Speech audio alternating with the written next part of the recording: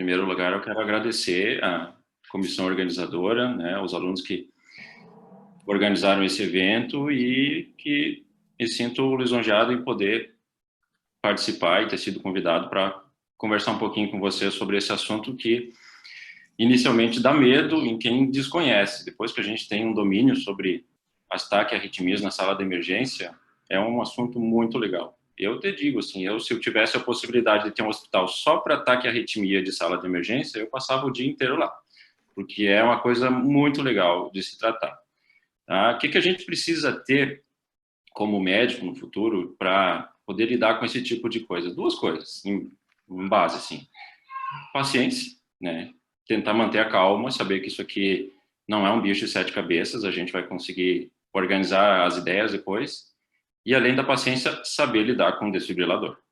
Que daí, às vezes, a paciência não é suficiente, precisa agir com velocidade, tá? Então, exceto em situações que a gente não vai precisar fazer um tratamento de extrema emergência muito rápido, a gente vai ter tempo de organizar, analisar, fazer um eletrocardiograma e ver o que está acontecendo com o paciente, tá?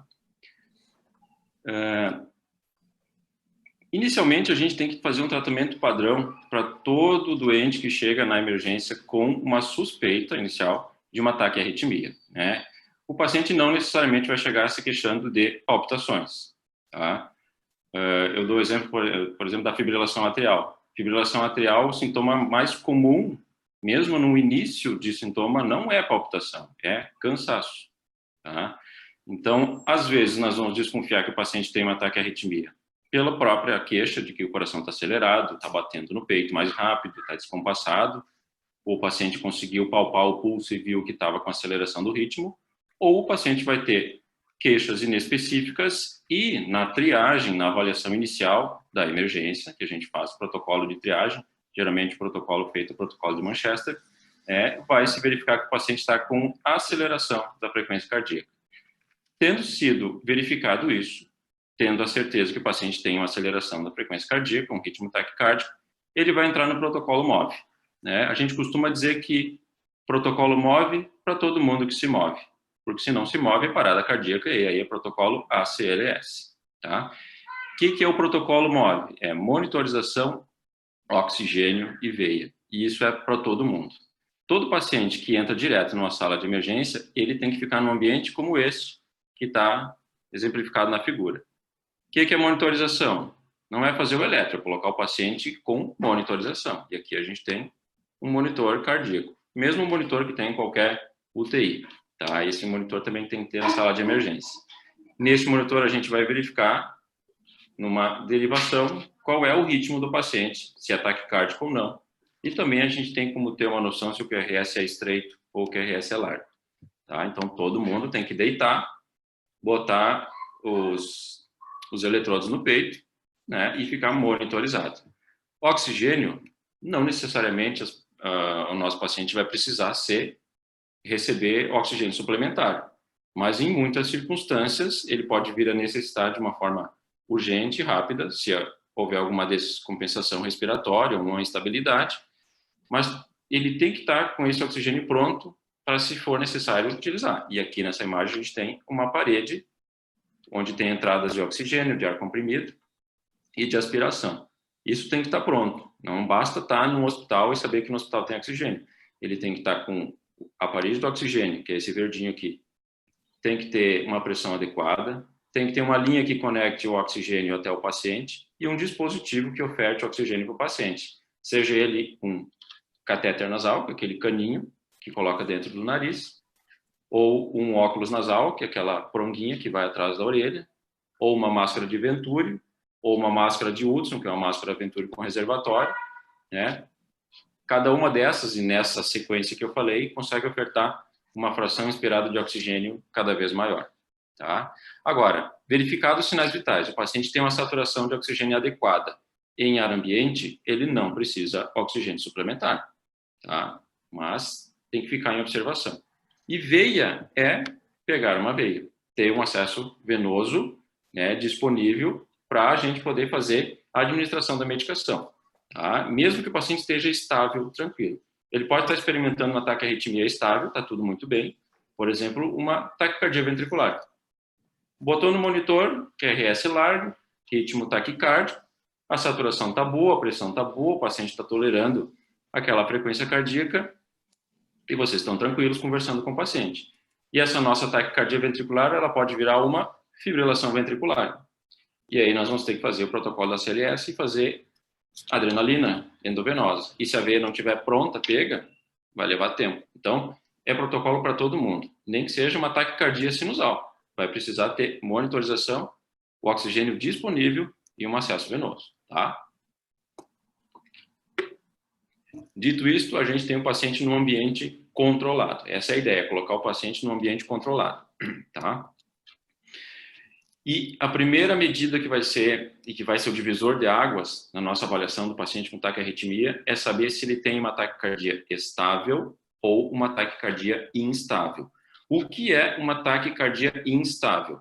Primeira coisa que vem na cabeça, a hipotensão arterial. Nosso amigo chegou lá, está com a frequência cardíaca elevada, a pressão está 90/60. Tá? É uma taquicardia instável? Não necessariamente. Tá? Vocês vão ver no ambulatório, em muitas situações, o paciente vai estar taquicárdico e a frequência e a pressão arterial vai estar razoável, menor do que 90, menor do que 100, e ele vai estar conversando com vocês bem tranquilo. Tá? Então, não necessariamente hipotensão medida, o número, de uma forma grosseira falando, ele significa instabilidade. É a hipotensão com hipoperfusão. Tá? Então, aqui essas imagens, elas ilustram, além da hipotensão arterial, da hipoperfusão, né, sinais de baixo débito.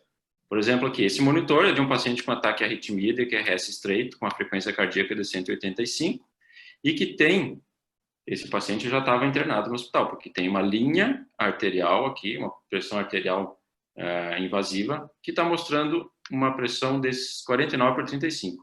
Isso aqui é uma grande hipotensão arterial. Então, é um sinal de instabilidade, embora a saturação esteja adequada, e essa medida de pressão aqui é da pressão não invasiva, que foi medida antes do paciente instabilizar. Isso aqui não é em tempo real, isso aqui é uma medida passada. Tá? Então, assim, hipotensão arterial com hipoperfusão é sinal de instabilidade. Outro sinal de instabilidade é esse aqui, rebaixamento do nível de consciência. É importante que a gente saiba qual é o nível de consciência basal do paciente. Tá? Porque ele pode chegar desacordado, ele pode chegar sincopado, ele pode chegar irresponsivo ou até gaspiando. Tá? Então, rebaixamento do nível de consciência, o paciente obnubilado, tonto, sonolento, é um sinal de que a aceleração do ritmo está dando uma hipotensão e não está tendo perfusão cerebral adequada. Outro sinal de instabilidade é isso aqui. Essa imagem aqui, todo aluno de medicina conhece, todo médico conhece. Se não conhece, fez medicina EAD, não foi na faculdade, tá? Que essa aqui é uma clássica imagem do sinal de Levine, né, do nosso saudoso professor Netter da anatomia. Então, ele descreve aqui um senhor saindo de um restaurante numa situação de frio, né, um senhor de idade, tem no mínimo 60 e poucos anos, esse senhor da imagem aqui, e que está com provavelmente uma dor opressiva retroesternal ou precordial. Esse paciente está tendo angina. Tá? Angina é a dor da síndrome isquêmica aguda. Se o paciente tem doença arterial coronariana e é submetido a um aumento da frequência cardíaca, esse aumento da frequência cardíaca pode colocar o paciente sob maior estresse miocárdico e o miocárdio não dá conta disso e ficar com sinais de isquemia aguda. E isso vai se manifestar pela angina. Então, um paciente que apresenta angina, né, não é simplesmente dor torácica, uma dor torácica que não seja típica de angina. Tem que estar com angina, ou é um paciente que isquêmico que vocês conhecem, ou que tem uma predição, um hipertenso, diabético mais idoso que chega anginando com ataque à arritmia supraventricular, é um sinal de instabilidade. Tá? E por último, essa imagem radiográfica aqui, a gente tem dois pulmões extremamente congestos, um raio-x de um paciente em edema agudo de pulmão. Tá? Então, assim, o paciente vai chegar para vocês, ele está com a pressão boa, está com nível de consciência adequado, não está com dor torácica anginosa, mas está saturando mal e a ausculta pulmonar, vocês têm crepitantes até o ápice bilateralmente. Isso é congestão pulmonar aguda. Pode ser que o paciente não tenha tolerado essa taquiarritmia, mesmo tendo um coração estruturalmente normal, mas esse tipo de instabilidade é mais comum vocês visualizarem num paciente que tem uma cardiopatia estrutural. A pessoa já tem uma insuficiência cardíaca, já tem uma doença miocárdica, e uma das indicações é usar o beta-bloqueador para a gente diminuir o consumo miocárdico, né? E esse paciente atinge o contrário do que é a meta terapêutica, ele fica taquicárdico. Então, o nosso músculo miocárdico não vai conseguir dar conta disso e o paciente pode vir a ter um edema agudo de pulmão só pela taquiarritmia, tá? Então, esses são os sinais de instabilidade. Todo paciente que chega com taquiarritmia na emergência, se tiver rebaixamento do nível de consciência, hipoperfusão periférica, hipotensão arterial importante, angina ou congestão pulmonar importante, esse paciente tem instabilidade, tá? E essa estratégia deve ser de reverter essa taquiarritmia para o ritmo normal do paciente, porque isso está causando a instabilidade. Só que tem algumas circunstâncias em que a gente não sabe se a instabilidade foi causada pela taquiarritmia, né, ou foi causada por uma outra causa que deve ser revertida que não a taquiarritmia, né? E eu já vou falar sobre isso, como a gente diferenciar uma situação de outra. Então, aqui é o algoritmo do UpToDate. Ele cita como a gente avaliar um paciente, né, que tem sinais de instabilidade pela taquiarritmia, né? Hipotensão, falta de ar, associado à congestão pulmonar, à hipoxemia, dor torácica, não é qualquer dor torácica de isquemia miocárdica, sinais de choque, ou seja, hipoperfusão, e diminuição do nível de consciência. Esse paciente vai estar instável, tá? E rapidamente a gente tem que determinar se esse ritmo é sinusal ou se esse ritmo não é sinusal. E como que a gente vai fazer isso? Nós não vamos chamar o pessoal do laboratório de eletro, nós não vamos chamar a enfermeira que faz o eletro para fazer o eletrocardiograma de 12 derivações no paciente. Nós vamos olhar o monitor. Não se deve esperar um paciente instável para fazer um eletrocardiograma e determinar qual é o ritmo. Às vezes, o paciente vai estar agitado, com a mobilidade alterada, com tremores, e nem assim o eletrocardiograma vai ser passível de ser interpretado. Então, nós temos que olhar o monitor, ver se tem onda P e se tem QRS e se é um ritmo aparentemente sinusal, tá? Se o ritmo não for sinusal, teoricamente, a gente atribui que a taquiarritmia está causando a instabilidade. E esse paciente vai ter que ser cardiovertido. Não é desfibrilado, é cardiovertido. Depois a gente fala mais sobre isso. Agora, o paciente está em ritmo sinusal e está com sinais de instabilidade, uma taquicardia sinusal com instabilidade. É muito, muito provável que o que está causando a instabilidade do paciente é uma outra causa. Seja uma infecção, uma hemorragia ou alguma outra doença aguda, né, que causou um estresse no paciente e a gente tem que reverter a causa, né, não a arritmia, tá? Então, tratamos a causa de base e na presença de sinais de isquemia miocárdica significante, beta-bloqueador pode ser administrado, tá? O paciente chegou com sinais de dor torácica, está tendo isquemia miocárdica importante, e está tendo uma taquicardia sinusal por outro motivo, seja lá uma infecção, a gente tem que diminuir essa frequência cardíaca para tentar melhorar o consumo de oxigênio pelo miocárdio, tá? Vamos lá, para um exemplo, tá? A gente tem um paciente masculino de 78 anos, hipertenso, diabético e DPOC. Paciente que a gente encontra em qualquer emergência de qualquer hospital. Chegou na emergência, vocês estão atendendo ele, com rebaixamento do sensório, taquipneico, saturação baixa, tosse produtiva com roncos difusos na ausculta pulmonar, com secreção respiratória e febril. E a pressão arterial é 95 por 44. O que esse nosso paciente tem? Vários sinais de instabilidade. Então, vocês monitorizaram o paciente, está aparecendo aqui no monitor, já viram a pressão arterial e a gente tem um ritmo, né? E o que está acontecendo aqui? Parem e olhem para esse monitor. É um paciente com uma taquicardia? Sim. É um paciente instável? Sim. O nosso algoritmo do UpToDate, o que ele diz? Paciente com taquiarritmia e que está instável, nós verificamos se é sinusal ou não. Ah, mas isso aqui não é uma taquicardia sinusal, professor. Isso aqui não estou vendo onda P, não estou vendo um ritmo regular, é um ritmo irregularmente irregular, sem onda P. O que é isso aqui? Uma fibrilação atrial. Então, não é ritmo sinusal. Vamos voltar lá, o slide anterior. Não é ritmo sinusal. Vamos cardioverter esse paciente? Claro que não. Esse paciente está taquicárdico por causa de uma sepse respiratória. Nós temos que tratar a doença de base e não fazer uma cardioversão elétrica. Não vai ajudar. O paciente está sob estresse da doença de base. Tá?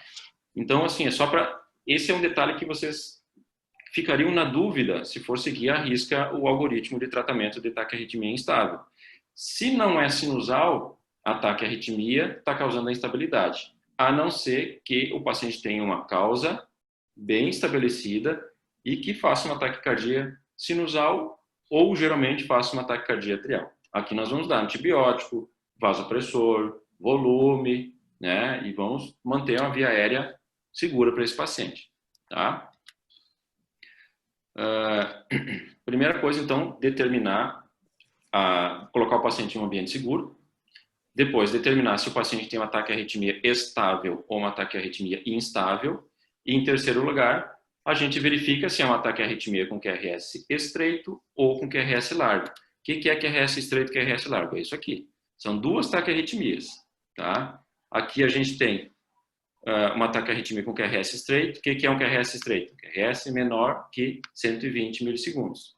E do lado a gente tem um QRS largo, que é mais que 120 milissegundos. Aqui nós temos 6 quadradinhos. É um QRS extremamente largo. E aqui um QRS bem estreito. São duas taquiarritmias com QRS diferente, mas não necessariamente uma é uma taquiarritmia ventricular e outra supra. Isso nós vamos ver na sequência, tá? Então, isso aqui, quem olha aqui já começa a se assustar. É uma decoreba. Todo tipo de taquiarritmia, eu vou ter que pegar o eletro na sala de emergência e ver se é estreito, se é largo, se é regular, determinar qual a arritmia que é. Não é bem assim. Isso aqui é só para ilustrar. Depois a gente vai ver caso a caso como é que se faz a avaliação. Mas, por exemplo, o mais comum, taquiarritmia com QRS estreito. É o que mais vocês vão ver na emergência, né? Se for um ritmo irregular, o mais comum de ver é fibrilação atrial, tá? Então, esse aqui vai ser um caminho que vocês vão ver muito na emergência. FA num paciente com a QRS estreito. Pode ser taquicardia atrial multifocal, pode ser uma taquicardia com condução atrioventricular variável, e daí pode ser um flutter, pode ser um ataque atrial, tudo vai ser irregular. E se for um ataque arritmia de QRS estreito regular, taquicardia sinusal é o mais comum, taquicardias por reentrada nodal, reentrada atrioventricular, e taquicardia atrial e flutter atrial. O resto é menos comum, tá? E depois, o que é mais temido e que todo mundo fica com um certo temor de encontrar na emergência é o taquiarritmia de QRS largo. De novo, a gente tem que ver, RR é regular ou é irregular? Se for regular, geralmente vai ser taquicardia ventricular, tá? Mas pode ser qualquer outra taquiarritmia irregular, como essas aqui, e que tenha um bloqueio de ramo. Pode ser uma fibrilação atrial, pode ser um flutter atrial, pode ser uma taquicardia atrial, pode ser uma taquicardia atrial multifocal, que geralmente tem um QRS estreito, só que vai estar largo porque o paciente já tem ou adquiriu um bloqueio de ramo por causa da taquiarritmia, tá? E se for uma taquiarritmia de QRS largo e RR irregular, a gente pensa nas aberrâncias daquelas que são regulares e pensa também nas coisas mais graves, que são a fibrilação ventricular, taquicardia ventricular polimórfica e taquicardia com pré-estação ventricular, tá? Isso não precisa decorar, tá? O manejo da taquiarritmia na sala de emergência não requer a decoreba disso tudo. Requer saber se é estável ou instável, QRS estreito, QRS largo, tá? Então, vamos para a parte prática, tá? Esse é um primeiro caso que eu quero passar para vocês, que é de uma paciente... Tudo isso aqui é caso real, coisas que aconteceram que eu vi na emergência, tá? Paciente feminina, 46 anos, previamente rígida, com relato de palpitações taquicárdicas paroxísticas há cerca de 3 anos. Tá? Assim, é uma mulher jovem, 46 anos, né, e que volta e meia estava tendo aceleração do coração. Vinha em tratamento para ansiedade, só que o tratamento não melhorou os sintomas. Tá? Não conseguiu fazer o diagnóstico, acharam que ela estava ansiosa, dizendo que o coração acelerava. Sempre que chegava no hospital, fazia o eletro e dava normal. Daí deram para ela um Rivotril. Tá? Há cerca de 1 hora, ela começou com palpitações taquicárdicas súbitas, com a sensação de batidas do coração no pescoço. Chegou relatando que parecia que o coração ia sair pela boca. Pressão arterial da chegada 115/78, frequência respiratória boa, saturando bem em ar ambiente. E no exame físico, só taquicardia, tá? Nada, nenhuma outra alteração. Então, é uma paciente normal que está taquicárdica, sem nenhuma doença, sem nenhuma doença prévia. O que a gente tem aqui? É uma taquiarritmia estável ou uma taquiarritmia instável? É uma taquiarritmia estável, lógico. É uma taquiarritmia de QRS estreito ou uma taquiarritmia de QRS largo? Daí a gente vai olhar o eletrocardiograma e vai medir a largura do QRS. Nem precisa medir, né? É super estreito, um QRS bem estreitinho. Como a gente vai manejar isso? Tá? Mesmo que vocês vão fazer psiquiatria, radiologia, medicina da família e da comunidade, nada que requeira hospital ou emergência, todo mundo vai se formar e vai fazer plantão. Tá? Ninguém vai se livrar disso. Isso aqui vocês vão ver na prática de vocês. Um paciente jovem, com coração acelerado, QRS estreito e coração super rápido, 180, 190 de frequência. Como que a gente vai manejar? O diagnóstico, taquicardia de QRS estreito estável. Tá? Esse é o algoritmo do Guideline de Taquiarritmias da Sociedade Europeia de Cardiologia. Então, a primeira coisa, é QRS estreito? Ok. É estável? Sim. Então, não tem instabilidade. Primeira coisa, daí todo mundo pensa, adenosina, adenosina, adenosina, adenosina. Não. Nem sempre a gente vai precisar. E se for feito de uma forma correta e bem aplicado, as manobras vagais vão tirar até 30% das nossas taquiarritmias. É tirar com a mão, tá? O que são manobras vagais? Tem 2 tipos de manobras que a gente pode fazer, tá? A gente pode fazer a manobra vagal modificada, valsalva modificada, tá? Que é colocar o paciente... Deixa um minutinho que eu vou tirar as imagens aqui que estão me atrapalhando. Colocar o paciente em posição sentada, na maca, levantar a cabeceira e pedir para ele soprar uma seringa com êmbolo trancado ou soprar contra as costas da mão, fazendo um esforço bem intenso. Tá? Depois que a gente faz esse tipo de manobra, o paciente sopra por alguns segundos, nós vamos deitar o paciente e levantar os membros e manter isso por um certo tempo. 30% das vezes vai funcionar. E aqui tem um videozinho que mostra um exemplo. Tá? Aqui um paciente jovem, né? Está monitorizado lá, ó. Aqui a gente tem monitor, está no ambiente de sala de emergência, já não estou vendo, mas deveria estar com acesso venoso aqui. Tá? Soprou, deitaram ele. Tá? Bem bizarro, assim, tem que ter mais de uma pessoa para manejar o paciente. Levanta as pernas e fica olhando para o monitor, com o paciente com a perna erguida. Olha o que aconteceu, saiu da arritmia. O paciente não recebeu nenhuma medicação. Tá? Ele voltou ao estado normal dele só com essa esculhambada que fizeram na posição do paciente. Tá? Manobra vagal modificada. Isso aqui tem que ser feito e é dessa forma que faz. Não é pedir para o paciente levantar, soprar, depois o paciente deita e ele mesmo levanta as pernas. É nesse modo. Vou passar até de novo aqui para todo mundo ver. Tá? Não dá para ver bem, mas o monitor está lá, 180 de frequência cardíaca, mais ou menos. Aqui está a médica explicando para o paciente, ele soprando a seringa trancada, como se estivesse soprando num balão de ferro. Daí, terminou de soprar, levantaram as pernas dele e já vai sair do ataque. Está meio longe, mas dá para ver que é um ataque arritmia rápida com QRS estreito. Saiu, ritmo sinusal. Tá? Vamos lá.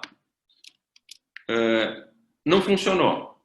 Tá? Não deu certo a nossa manobra vagal. O paciente continua aqui com ataque arritmia. O que a gente pode fazer também, além dessa manobra vagal modificada? É fazer, antes da adenosina, massagem do seio carotídeo. Só que aqui a gente tem que ter um certo cuidado. Tá? Não pode ser realizado em paciente com doença carotídea conhecida, paciente que tem AVC prévio, paciente com doença arteriosclerótica sabida. Tá? Então, assim, paciente muito idoso, a gente vai evitar de fazer.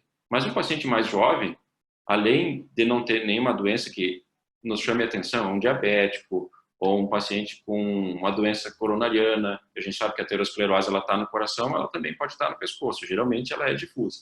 Mas é um paciente que não tem esse risco.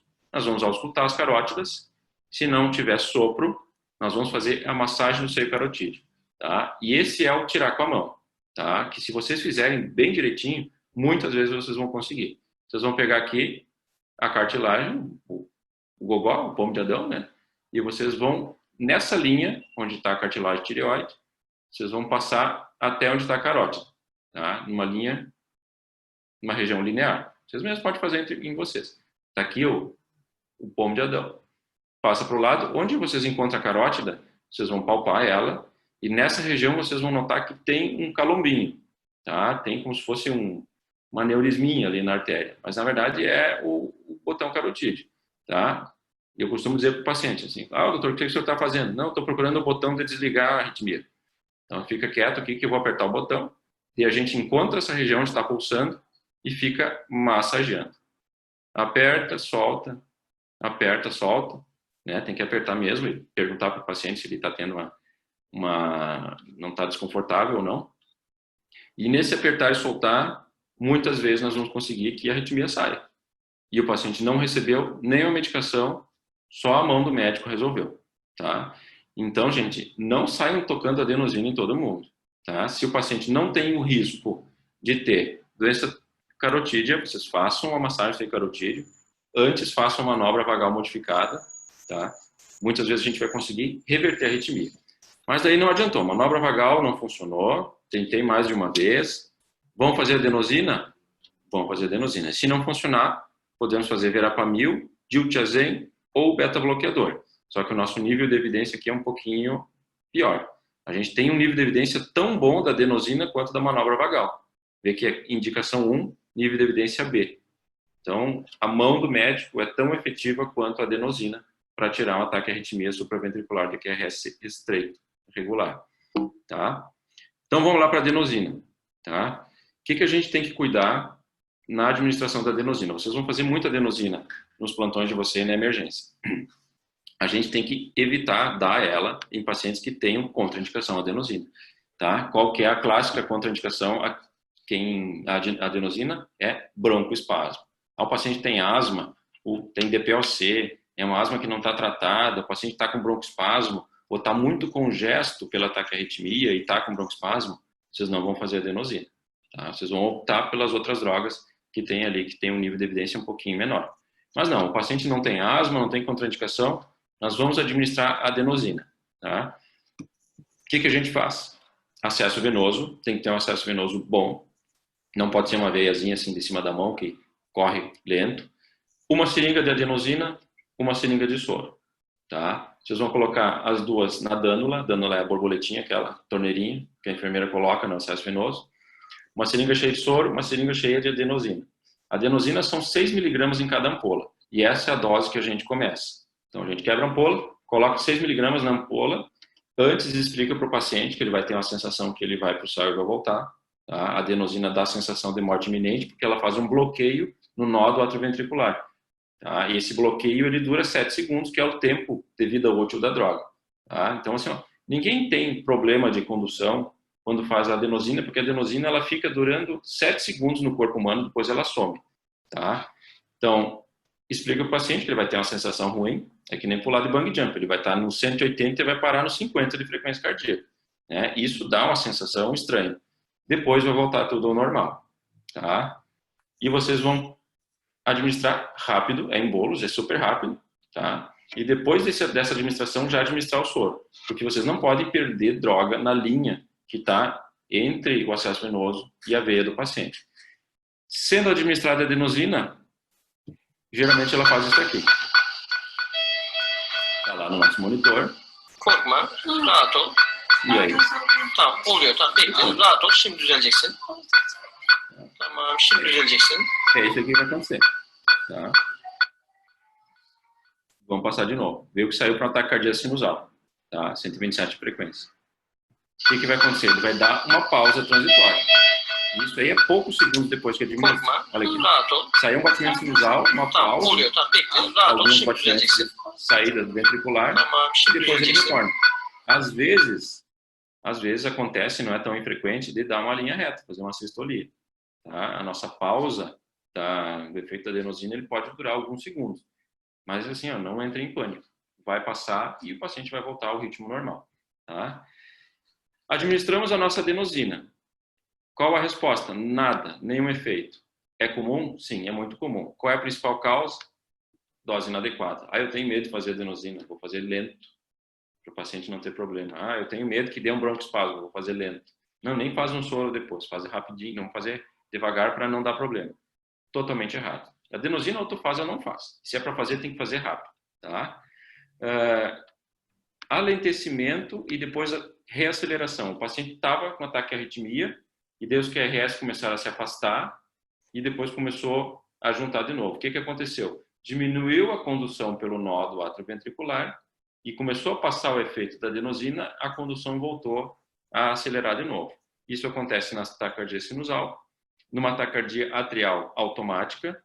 Por que a atrial automática não vai ter efeito? Porque é uma taquicardia automática do átrio. A adenosina vai agir no nó do AV. O nosso átrio não está nem aí com o nó do AV. Ele está batendo e o nó do AV vai passar a quantidade de estímulos que ele quiser. Então, bloqueou o nó do AV numa taquicardia atrial, a taquicardia atrial vai continuar. Depois que o nó do AV voltou a funcionar, desce e segue a taquiarritmia. Tá? Terminou de uma forma abrupta, né? Que é o que a gente quer. Cessar a taquiarritmia com adenosina, que é o que aconteceu nesse vídeo aqui. O que aconteceu? O mecanismo da taquiarritmia se extinguiu. E o que está acontecendo? Bloqueou os nossos circuitos de reentrada. Tá? Que é aqui que acontece. Uma taquicardia que utiliza o nó do atrioventricular e que sai com adenosina é uma taquicardia que geralmente está fazendo uma reentrada. Então, ela está descendo no nó do AV e subindo numa via lenta, está subindo num feixe acessório, tá? Geralmente é uma taquicardia por reentrada. Ou tem um feixe acessório de uma síndrome de Wolff-Parkinson-White, ou é uma via lenta de uma taquicardia por reentrada nodal. Então, tu tem duas portas para passar. Um é o nó do AV e outra é a via acessória. E aquele estímulo vai ficar se perpetuando ali. Se um desses dois mecanismos vocês eliminarem, acabou a arritmia. Bloqueando o nó do AV com droga ou fazendo uma ablação do feixe. Não tem mais arritmia. Tá? E esse é o mais importante, quando a gente está utilizando a adenosina. Mas daí eu fiz direitinho, foi super rápido. Fiz 6 miligramas, usei todo o protocolo, o pessoal estava treinado, não funcionou. Pode se repetir uma dose dobrada. Então a gente pega 2 ampolas de adenosina, né, dilui elas na mesma seringa e aplica 12 miligramas. Quanto tempo eu tenho que esperar? Não precisa esperar nada, ela dura só 7 segundos. Então, se 7 segundos depois não deu nenhum problema, não deu nenhuma resolução, pode aplicar a adenosina novamente. Daí pode ser 12 miligramas. Aplicou direitinho, não funcionou, os protocolos dizem que pode repetir a dose de 12 miligramas. Mas vocês vão concordar comigo, se fez 12 miligramas e não funcionou, a gente não tem que persistir no mesmo erro, não vai funcionar. Foi feito, a gente só vai estar repetindo a mesma coisa. Então, usou 6, deu certo, ok. Usou 6, não adiantou, vai para 12 miligramas. Funcionou, beleza. Não funcionou, aí a gente tem que utilizar as outras drogas do nosso esquema terapêutico, tá? Que são aqui, ó, verapamil, diltiazem ou beta-bloqueador. Então, eu vou continuar com esse mesmo exemplo. O paciente tem um ataque cardíaco estável, com QRS estreito, não precisa cardioverter, utilizaram as manobras vagais e massagem cerebrocarotídeo, não funcionou, fez adenosina, não funcionou, fez 12 miligramas de adenosina, não funcionou. E agora vocês vão escolher verapamil, diltiazem ou beta-bloqueador. Muito cuidado aqui. Vocês não podem administrar essas drogas se o paciente tem cardiopatia estrutural, tá? Porque verapamil e diltiazem são bloqueadores do canal de cálcio, né? E eles têm um potencial inotrópico negativo, eles diminuem a contratilidade. Então, o paciente tem cardiopatia isquêmica, tem insuficiência cardíaca, tem uma hipertrofia ventricular, tem uma cardiomiopatia hipertrófica, tem uma doença cardíaca congênita, qualquer doença que afete o funcionamento do miocárdio, vocês podem causar um dano maior, fazer o paciente evoluir com uma taquiarritmia ventricular, com uma parada cardíaca, com uma sistolia. Então, chequem se o paciente tem um coração estruturalmente normal. Mas esse paciente aqui eu vou fazer um ecocardio? Claro que não, ele não tem doença nenhuma e é jovem. Tá? Então, tudo é pela presunção clínica. Tá? Então, assim, não funcionou, pode escolher qualquer droga dessas aqui.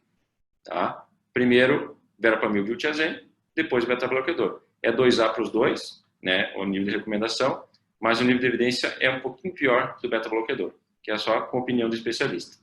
Funciona? Funciona muito pouco. Vocês querem a opinião do especialista do beta-bloqueador aqui? Funciona pouco.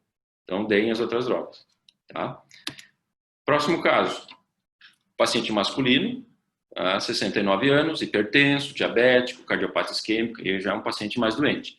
Já teve um infarto anterior previamente, tem uma insuficiência cardíaca com fração de ejeção reduzida, com a função ventricular ruim, fração de ejeção 28%, e nunca teve arritmia. Tá? É um doente do consultório do cardiologista.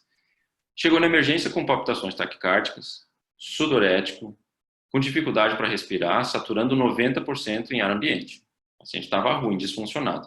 Vocês auscultaram, crepitantes bilaterais até os ápices e a pressão arterial adequada, 105/77. Isso aqui é um ataque arritmia de QRS estreito. Sim, nosso eletro tem um QRS estreito. É um ataque arritmia estável ou instável? Tem angina? Não. Tem rebaixamento do nível de consciência? Não. Tem hipotensão e hipoperfusão? Não. Mas tem congestão pulmonar. O paciente está saturando mal, está com o pulmão encharcado, está entrando em edema agudo de pulmão. Então, esse paciente tem um ataque arritmia que causou essa descompensação. Tá? E que taquiarritmia que é essa aqui? Uma taquiarritmia de QRS estreito. Independe se ela é um ataque atrial, se ela é uma fibrilação atrial, se ela é o que for. É um ataque arritmia instável. O nosso tratamento é utilizar essa maquininha. Tá? E aí que entra a parte que vocês têm que agir mais rápido. Aí não dá para pensar muito. Está instável, está com taquiarritmia, não sendo um caso de uma sepse respiratória, que o paciente taquicardizou por causa disso, ou uma sepse de qualquer jeito, ou uma hemorragia, que o paciente ficou taquicárdico pela hemorragia, aí vocês vão ter que cardioversão sincronizada, tá? Evidência boa, né? Tem que fazer. Quando é verde, assim, não dá para pensar duas vezes. E o que a gente faz? Como é que se usa essa máquina? Tá? Quando vocês forem fazer o primeiro plantão, vocês não vão nem olhar para a máquina, vocês vão rezar para não dar isso aí no plantão de vocês. Mas vai aparecer. E vocês têm que estar preparados, tá? Então, aqui, ó. Tá instável o paciente, tá ruim. Vamos usar o cardioversor, tá? Vamos cardioverter o paciente, não é desfibrilar, tá? Essa é a máquina, é um Instramed, mas tem o Zoll, tem o Philips, tem de todas as marcas possíveis. O que vocês precisam estar atentos? Aqui nas pás vocês vão botar gel, tá? Então, por favor, sempre coloquem gel nas pás, tá? Para não fritar o peito do paciente. Esse termômetrozinho aqui é onde vocês vão selecionar a energia. Geralmente, está desligado quando ninguém está usando, tá? Então, está no botão desligar. Todo desfibrilador, todo tem. O botão preto aqui, ele está no monitor. E é isso que fica em todo paciente que está monitorizado. Deixa ali no monitor para vocês verem, como se fosse um monitor de UTI. Ver o que está acontecendo, tá? Aqui, um ritmo sinusal normal, tá? E aqui depois o seletor de cargas, tá? Que aqui tem sempre o 200, ele marca com uma bolinha diferente, e o 360 com outro, tá? Seja ele bifásico ou unifásico, aqui é um bifásico, tá? A gente vai ter que utilizar uma carga aqui, e dependendo da taquiarritmia, a gente vai escolher se é 50, 100, 200 ou 360, tá? Outra coisa, esse botão aqui, que é o botão sincronizar, tá? Muitas vezes vai acontecer, quem vai fazer a residência de clínica médica vai estar no plantão, vai ter um ataque à arritmia, independente do QRS, instável. E vocês vão optar por fazer uma cardioversão. Colocou lá, 200 joules, gel nas pás. Apertou o botão aqui da carga e pediu para alguém apertar o botão de liberar a carga. E vocês estão ali, que nem bobo, na frente do paciente, e o paciente com o sensório rebaixado, e aperta, aperta, aperta, aperta, aperta e não dá choque. Primeira coisa que pensa na cabeça do residente, tá algum defeito, troca, traz outro. Não. Tem que ser uma cardioversão elétrica sincronizada. Por quê? Porque tem um ritmo organizado, tá? Vocês estão com um ataque à arritmia, vocês vão dar uma descarga de energia em cima de uma despolarização para fazer com que essa despolarização suma e o coração assuma o ritmo normal. Então, como é que vocês vão acertar aqui no QRS? Tá? Se vocês tiverem sorte, vocês vão acertar o QRS e não todo esse período aqui. Mas não tem que contar com a sorte, tem que sincronizar. Então, apertar o botão sync sempre que tem um ataque à arritmia com ritmo, como é que se diz? Sumiu a palavra. Um ataque à arritmia com ritmo que vocês conseguem identificar, tá? Que tem um ritmo organizado, que não seja uma fibrilação ventricular, né, uma atividade elétrica sem pulso. O paciente tem um ataque à arritmia, o coração está batendo naquele ritmo. Então, o choque vai ser dado em cima do QRS. Ele vai eliminar essa despolarização e vai fazer um silêncio elétrico por um momento e depois aquela região do coração que tem o potencial de ação mais próximo de onde o nível de energia mais próximo do potencial de ação, que vai começar o ritmo, geralmente é o nó sinusal, tá? Então, vocês precisam sincronizar sempre. Ah, como é que eu sei que funcionou o botão? Vai aparecer um pipi, vai ficar apitando, né, um barulhinho, ou vai aparecer essas setinhas assim, em cima de cada QRS, tá? Se não sincronizar, não vai liberar o choque. Aí, sempre tem que ter a carga e o disparo da carga no próprio aparelho, por uma terceira pessoa? Geralmente não. Toda pá ela vai ter um mecanismo. Geralmente tem 2 botões, um botão que descarga, outro botão que diz que libera, ou vai ter um botãozinho laranja na lateral, que é o botão de carregar, e depois vocês apertam 2 botões juntos que disparam, ou aperta um botão, às vezes não tem separação, são 2 botões iguais, aperta qualquer um deles, ele vai carregar, depois que terminou a carga, que dura 4, 5 segundos, vocês vão liberar, tá? E todo o resto do manejo vocês já sabem, tem que afastar todo mundo, tá? E liberar a carga, tá? Então, é isso que vocês têm que fazer. Não é difícil. Bota gel nas pás, seleciona a carga, sincroniza, carrega, dá o choque, acabou, tá? O mais rápido possível num paciente que está instável, tá bom? Todo esse processo é a mesma coisa, independente do desfibrilador. Pode ser aquele mais velhinho, mais antigo das décadas passadas, até o mais moderno, cheio de monitor, colorido, tudo. Todo desfibrilador é igual, tá? Vamos lá. Então, a gente já viu um ataque à arritmia de QRS estreito estável, um ataque à arritmia de QRS estreito e instável, tá? Agora, outro caso. Um paciente masculino, 55 anos, hipertenso, em tratamento irregular, tem asma com exacerbações frequentes e chegou no pronto-socorro com um mal-estar súbito, tonturas e cansaço. Ele estava trabalhando e daí teve que sair do trabalho, trouxeram eles que ele estava muito ruim, um mal-estar, tonto, cansado, não sabia o que era. A enfermeira mediu a pressão, estava boa, a frequência respiratória também, saturando bem, crepitantes nas bases pulmonares, assim, mas pouca coisa, tá? Não estava muito congesto. Esse paciente tem, vocês vão olhar no monitor, e ele está estável ou está instável? Tem angina? Não. Tem congestão pulmonar importante ou hipoxemia? Não. Tem rebaixamento do nível de sensório? Não. Tem hipotensão arterial, hipoperfusão periférica? Não. Então, ele está estável. Nós vamos fazer um eletrocardiograma para identificar qual ataque à arritmia. E no eletro apareceu isso aqui, tá? Então, todo mundo concorda que nós temos um ataque à arritmia de QRS largo estável, tá? Não é um ataque cardioventricular? Pode ser que seja, pode ser que não. Precisa sair dando choque, cardioverter o paciente? Não. Vamos fazer análise do eletro e tentar identificar que tipo de arritmia que a gente tem aqui, tá? Antes disso, é um ataque cardíaco que é QRS largo? Sim. Deixa eu me organizar aqui. Sim. Está instável? Não. Perdão. Vamos de novo. Vou me acertar com as canetas. Está instável? Não. Então, a gente vai fazer a mesma coisa que a gente fez no paciente que tinha um QRS estreito. Vamos fazer manobra vagal. Tá? Esse paciente que está com QRS largo e rápido e estável, vocês vão fazer massagem sem carotídeo, vocês vão fazer manobra vagal modificada e, se não funcionar, aí vocês vão para adenosina. Tá? A nossa boa e velha adenosina. Agora, assim, ó, desde que não tenha evidência de pré-excitação no eletro de repouso. Ah, mas o paciente não trouxe o eletro de repouso, nunca fez. Paciência, se não tem essa informação, considera que não tem, tá? Se ele chega dizendo para vocês que tem esse problema, não façam adenosina, tá? E vocês viram aqui que saiu de diferente? O verapamil, o diltiazem e o beta-bloqueador, que estavam como drogas para atacar a arritmia estável, eles saíram da nossa avaliação do paciente, do nosso tratamento do paciente com ataque de QRS largo estável. Por quê? Porque se for um ataque à arritmia de QRS largo, de cada 10, 8 é taquicardia ventricular. E taquicardia ventricular tem um grande potencial de estar associado com cardiopatia estrutural. que não pode receber verapamil, não pode receber diltiazem e não deve receber beta-bloqueador. Então, é a adenosina, e se não der certo, procainamida, que é muito feito nos Estados Unidos, por exemplo, mas aqui a gente não tem, nós vamos ter que fazer a boa e velha amiodarona, tá?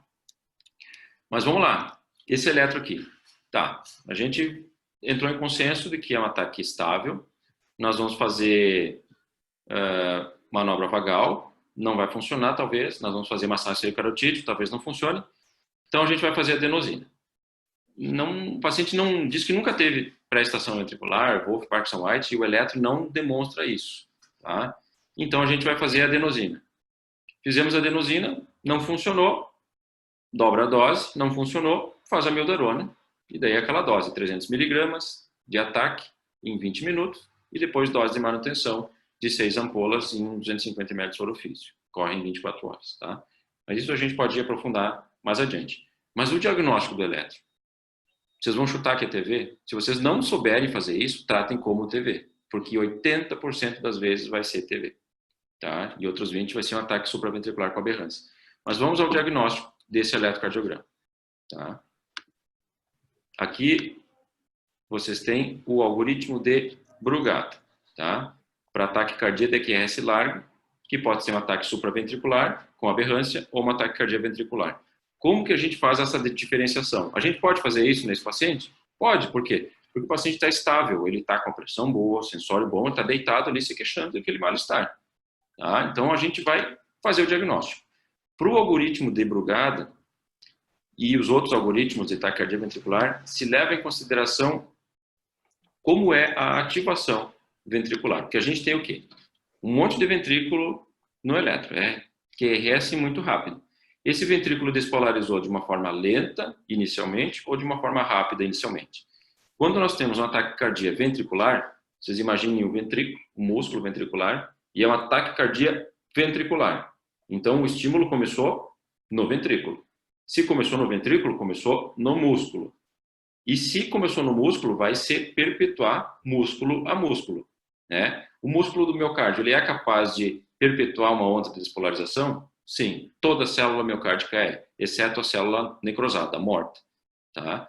Mas toda célula é capaz de fazer isso, só que nós temos um sistema especializado de condução, né? São os feixes interatriais, nódo atrioventricular, feixe de His, ramo direito e esquerdo e os fascículos, tá? Esse sistema de condução, ele faz isso mais rápido. E quanto mais rápido, mais estreito é o nosso QRS. Agora vocês imaginem que toda essa sequência de despolarização vai começar no músculo do miocárdio. Isso vai passar por todos os ventrículos, só que vai demorar mais, vai ser mais lento. Imagine que vocês estão indo numa rodovia e que tem a rodovia e que tem o canteiro. Se vocês quiserem ir pela rodovia, vocês vão ir mais rápido. Se vocês derem a louca de querer entrar no canteiro, vocês vão continuar indo, mas vai ser mais lento, tá? Então depende de que estrutura está passando esse problema. Se é pelo sistema de condução e o paciente tem um bloqueio de ramo, vai ser mais rápido o início disso tudo do que for no ventrículo, que começa célula a célula.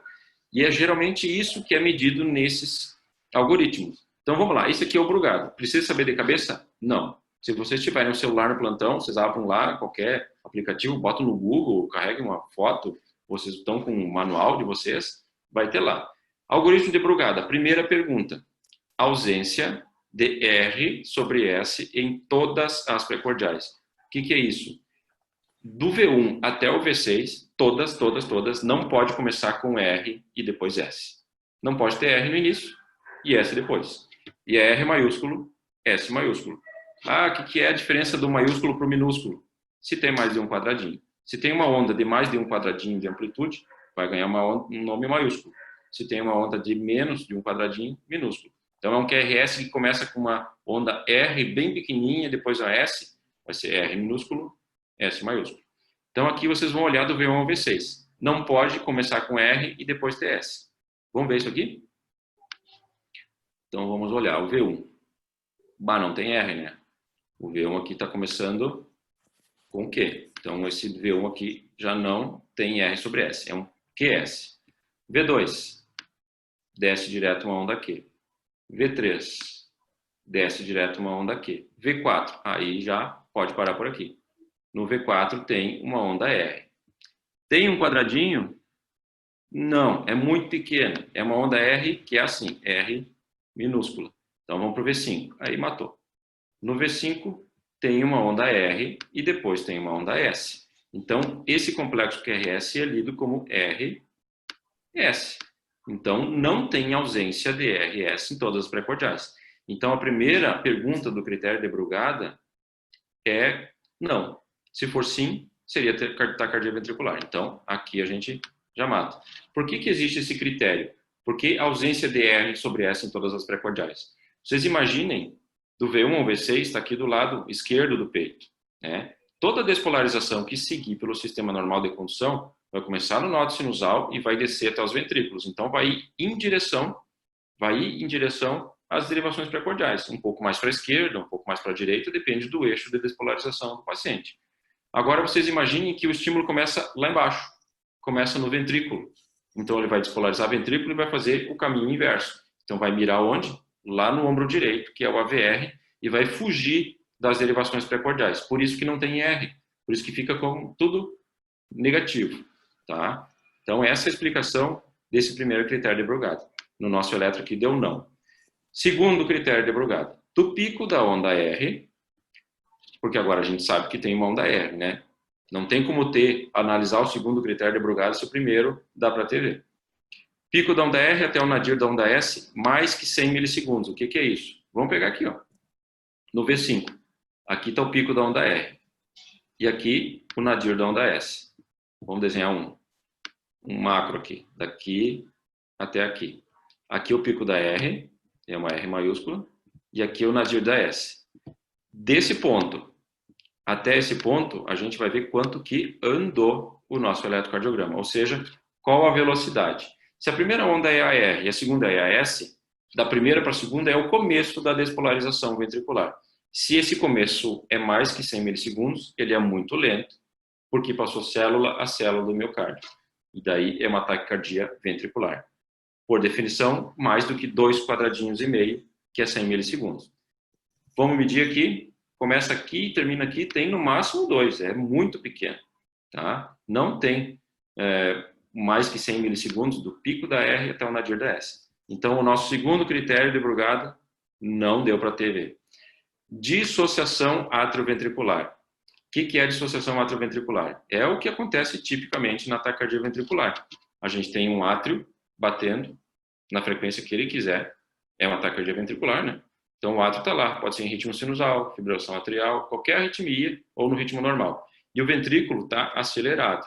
Então a gente tem um ventrículo correndo e um átrio que de vez em quando vai despolarizar. Como é que vai aparecer isso no eletro? Um monte de QRS e umas ondas P perdidas no meio dele. Só que tem uma taquiarritmia. Os QRS são muito próximos. Onde que vai aparecer a onda P?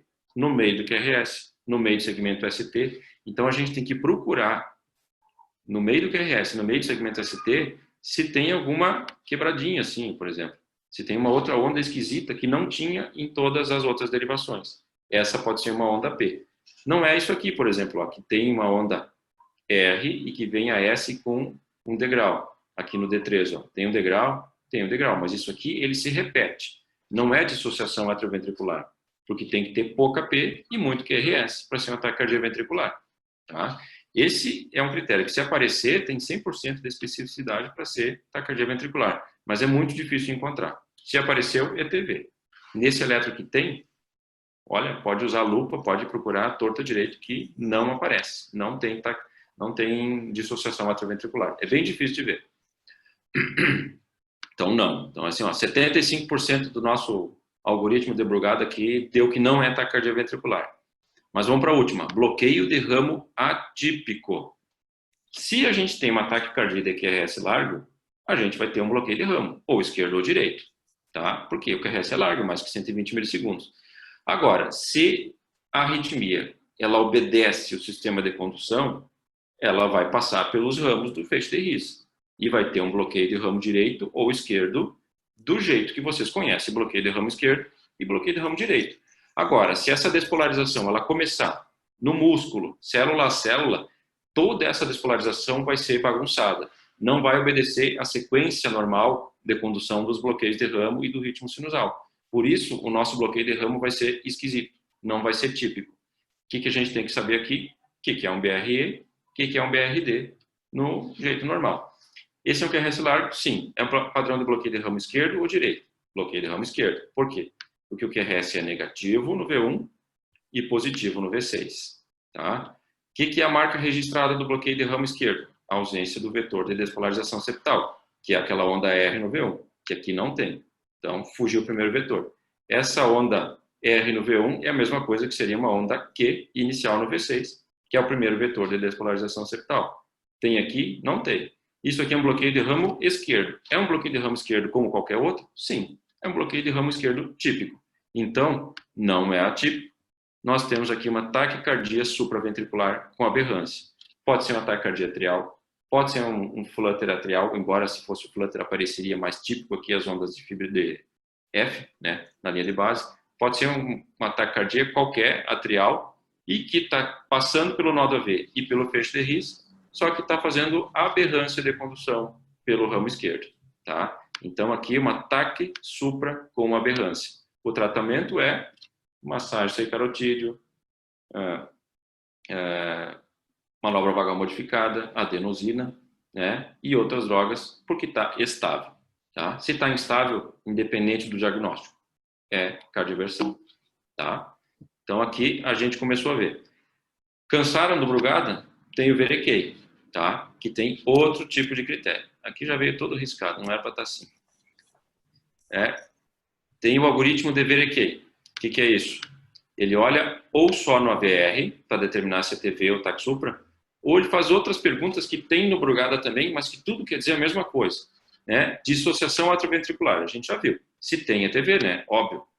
Não tem nesse eletro. Então, beleza. Não é dissociação AV. Onda inicial R na derivação AVR. Isso aqui já explica pelo outro critério da ausência de R sobre S nas precordiais. O que eu falei? Se vocês têm um ritmo, aqui meu ombro direito, tem o AVR aqui, e aqui está as precordiais no meu lado esquerdo do peito. Se é um ritmo que começa nos ventrículos, ele começa nos ventrículos e foge das derivações precordiais, ele vai em direção ao AVR, né? Se é uma despolarização que está começando a ser vista pelo AVR, está mirando no AVR, vai formar um QRS positivo. E se esse QRS for uma onda R de mais do que um quadradinho de amplitude, ou seja, o AVR começa assim, começa com onda R, taquicardia ventricular. Como é que é aqui?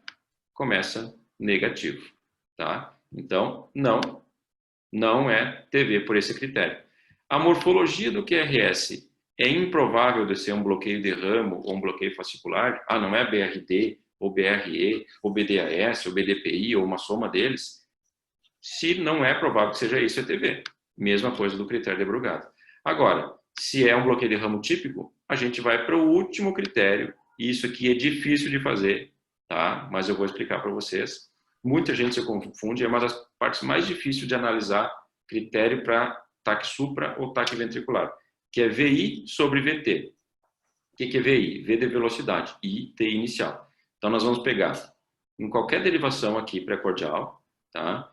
E nós vamos analisar aqui no V5, por exemplo. Vou desenhar aqui o que é o nosso QRS. É uma onda R, depois uma onda S, depois uma onda R', S' e sobe. E tem o segmento ST. A gente vai avaliar o primeiro quadradinho, onde começa. A velocidade do primeiro quadradinho aqui, o quanto que isso subiu de QRS. Então, vamos fazer um zoom aqui no nosso V5. Ele é assim, assim, assim e assim. Andou um quadradinho, então daqui até aqui, por exemplo, que seja o primeiro quadradinho. O que subiu do nosso QRS? Subiu isso. Então é isso que é medido. Digamos que subiu um quadradinho. Então nosso VI sobre VT deu 1. E a parte final, se a parte final for lenta, ela vai ser mais achatada. Se a parte final for rápida, ela vai ser mais ampla. Se a parte inicial for lenta, ela vai ser mais achatada. Se a parte inicial for rápida, ela vai ser mais ampla. Por isso que a parte inicial ela é mais lenta e a final é mais rápida, o que eu já expliquei de critério de taquicardia ventricular. Começa lento. Se começa lento, vai achatar o nosso QRS. Então, o que vai ter de amplitude de onda R vai ser pequeno. Já no final, vai ter uma amplitude maior. Então, aqui, a gente subiu só um quadradinho de nada aqui, fez uma ondinha R, e no final, no último quadradinho, é daqui até aqui, por exemplo, ele já subiu uma rampa daquela final da onda S. Então, isso aqui vai dar uma parte final maior, tá? Se ele der menor ou igual a 1, né, é taquicardia supraventricular. Não é a velocidade, que nem no outro critério, no segundo critério de Brugada. É o que aumentou o QRS, tá? Ou na derivação AVR. Tem uma onda R inicial? É a mesma pergunta que você faz ali, né? Tem, é TV. Não tem, a gente vai ver se é essa onda Q que tem, ou a ondinha R, ela é lenta. Se for mais que 40 milissegundos, ou seja, começou no AVR o QRS de forma lenta, mais que 40 milissegundos. Tá? Outro critério é isso aqui, a presença de um NOT. NOT é uma quebrada, uma escadinha, numa derivação de membro descendente, ou seja, 2, 3, o AVF, na onda descendente, vai ter uma quebrada. É isso aqui, ó, vou desenhar para vocês. Tu tem no D3 aqui, por exemplo.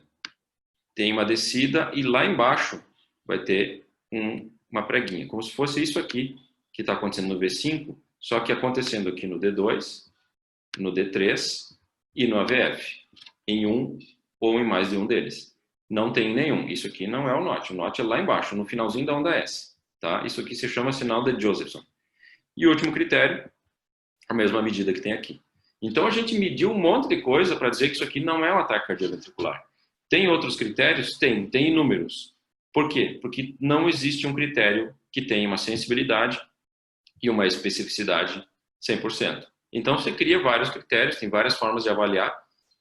O mais prático que todo mundo usa é o critério de Brugada, que é isso aqui, né? Isso aqui tem em torno de 90% a 98% de sensibilidade e especificidade para todos esses critérios, respectivamente. Então, na maior parte das vezes, se vocês utilizarem o critério de Brugada, vocês vão aprender, vocês vão conseguir fazer o diagnóstico.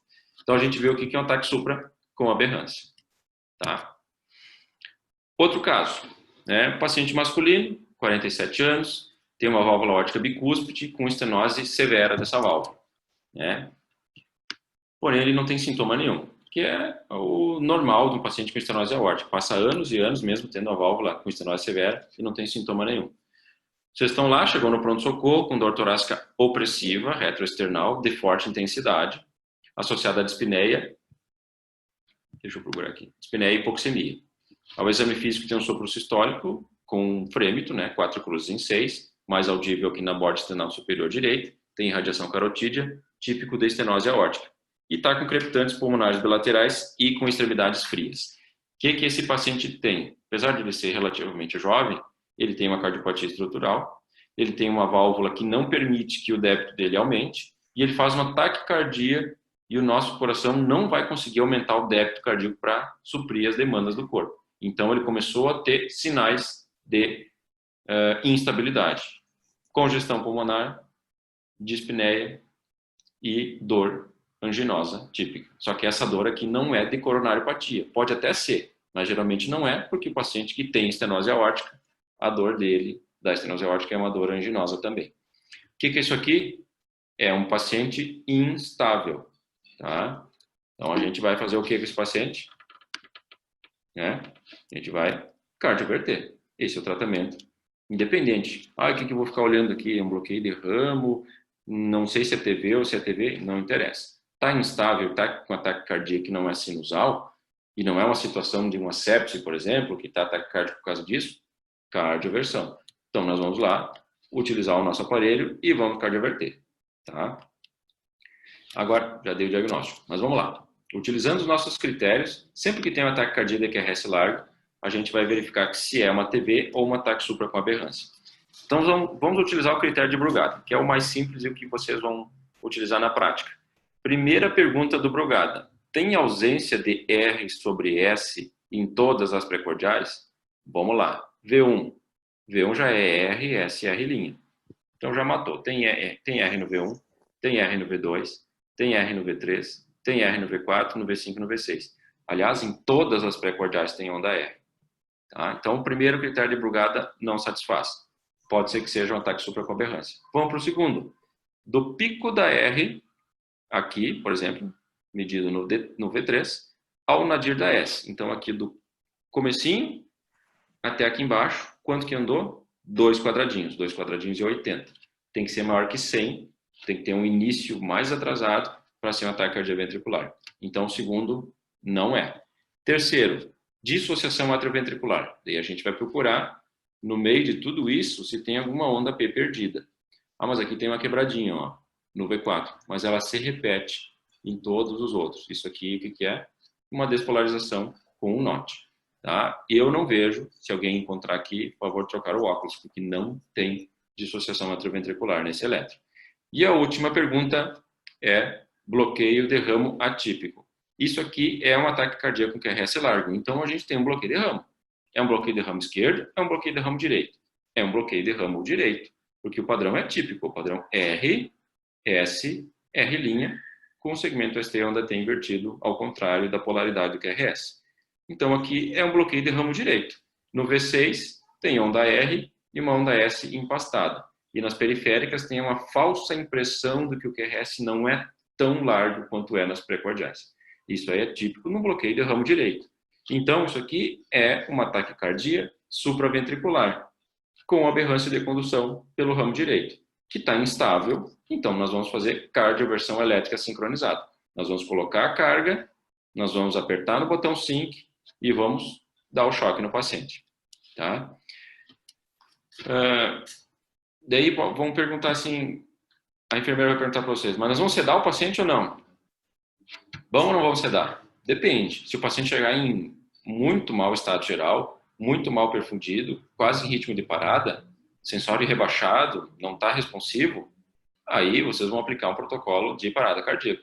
Agora, o paciente que está instável, ele já vem trabalhando com aquilo. Então, a gente tem um certo tempo de administrar alguma droga. O paciente está muito hipotenso, muito mal perfundido, a gente vai dar preferência para uma droga que não diminua tanto a pressão arterial. O que vocês vão sair treinados da faculdade? Midafenta, midafenta, midafenta, fentamida.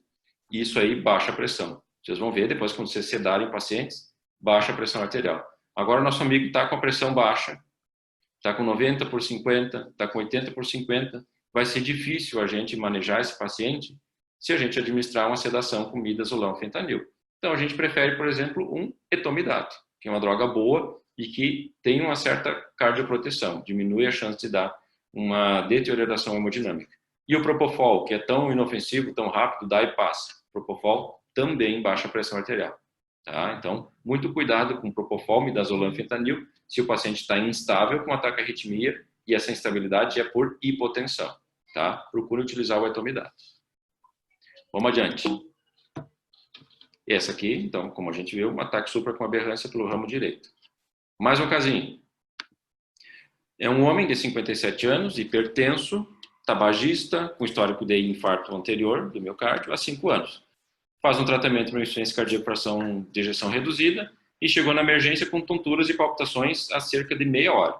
Estava tudo bem e daqui a meia hora ele começou a ficar tonto e o coração acelerado. No exame físico não tinha nada, estava só ataque cardíaco pela ausculta, pressão boa, frequência respiratória também, saturando bem. Tá? O que é isso? Uma taquicardia de QRS largo estável. Nós vamos dar um choque nesse paciente? Só se tudo for refratário. Nós vamos fazer as mesmas coisas que a gente faz sempre. Tá? Utilizar o critério que não é instável e nós vamos lá para as manobras vagais. Então, tu vai lá, massageia o seio carotídeo. Desse paciente dá? Não. Esse paciente tem um infarto anterior, tem insuficiência cardíaca, ele tem doença arteriosclerótica. Então, vocês vão esquecer as carótidas dele. Vocês vão só fazer manobra vagal modificada. Funcionou? Ok. Não funcionou? Vão para adenosina. Desde que não tenha evidência de pré-excitação. O paciente não tem essa história, não relatou nada, embora não tenha trazido eletro, pode fazer adenosina. Se ela for inefetiva, procainamida seria a melhor escolha, mas nós não temos na nossa experiência aqui no Brasil, não tem, só se importar por algum motivo específico, né? Ou amiodarona. Então é assim, manobra vagal. Não funcionou adenosina. Não funcionou amiodarona. Tá? Daí a gente fez a manobra vagal e a adenosina foi inefetiva. Então, vamos para a amiodarona. tá? E qual é o diagnóstico eletrocardiográfico? Tá? Aqui a gente pode parar para pensar que a gente está com um paciente estável, embora tenha cardiopatia estrutural, ele está estável com ataque à arritmia de QRS largo. Vamos lembrar o que o Brugada diz. Ausência de RS em todas as pré-cordiais. Daí tu vai lá olhar, tem R, tem R, tem R. Começou com R do V1 ou V6, qualquer uma delas, não é TAC supra com aberrância. Pode ser TAC supra com aberrância, não é TV, pelo primeiro critério. Então a gente pula para o segundo. Do pico da R ao nadir da S tem mais que 100 milissegundos? Então vamos medir aqui. Aqui o pico da R, nessa borda de quadradinho. Então é aqui. Onde é que está o nadir da S? Não tenho S. Eu só tenho R e o segmento ST. Isso é um V1. Vou no V2, tenho R e um segmento ST. Tenho R e um segmento ST, mesma coisa, mesma coisa, mesma coisa. Posso aplicar o segundo critério de Brugada aqui? Não, porque eu não tenho onda S, tá? Para fazer o diagnóstico. Aqui a gente até mataria pelo primeiro, né? Tem ausência de R sobre S. Tem R? Tem. Todos os DV1 a V6 tem R. Tem S? Não. E tem que ser um S com pelo menos um quadradinho. Então aqui já daria TV. Mas vamos adiante, fazer conta que não deu. Do pico da R ao nadir da S, não dá para medir, não tem S. Tem dissociação atrioventricular? Vamos procurar. Não tem. Não tem nenhuma ondinha perdida no meio dos QRS. Então a gente vai para o último critério do bloqueio de ramo típico ou atípico. Isso aqui é um bloqueio de ramo esquerdo ou direito? Vamos olhar o V1. Tem um QRS positivo e um segmento ST negativo. É um bloqueio de ramo direito. Como que é um bloqueio de ramo direito? É assim, ó. R, S, R' e o segmento ST para baixo. Isso é um bloqueio de ramo direito no V1. Sempre vai ser assim. Vocês gostam de dizer que isso aqui é um coelho, né? Com a segunda orelha elevada e a primeira orelha mais baixa. E o que está acontecendo aqui no V1? A gente tem um padrão diferente. A gente tem um R maior do que o R'. Quando inverte essa polaridade do bloqueio de ramo direito, é um critério para ataque cardioventricular. Então aqui, já fecharei no primeiro, porque não tem onda S. Já fecha no último pelo bloqueio de ramo direito atípico. Isso aqui é um ataque cardioventricular. Outras coisas que chamaria atenção. Você sabe, eu já tinha falado para você, se tem uma despolarização que começa no músculo ventricular, ela não obedece ao sistema normal de condução. Então ela começa de baixo para cima. Então ela vai mirar lá no AVR. Ela vai começar no ventrículo e vai mirar no AVR. Então as positividades todas vão lá para o AVR. Tá? E o resto fica tudo do mesmo jeito. É como se tu somasse todos os Vs do V1 ao V6 e mandasse tudo lá para o AVR.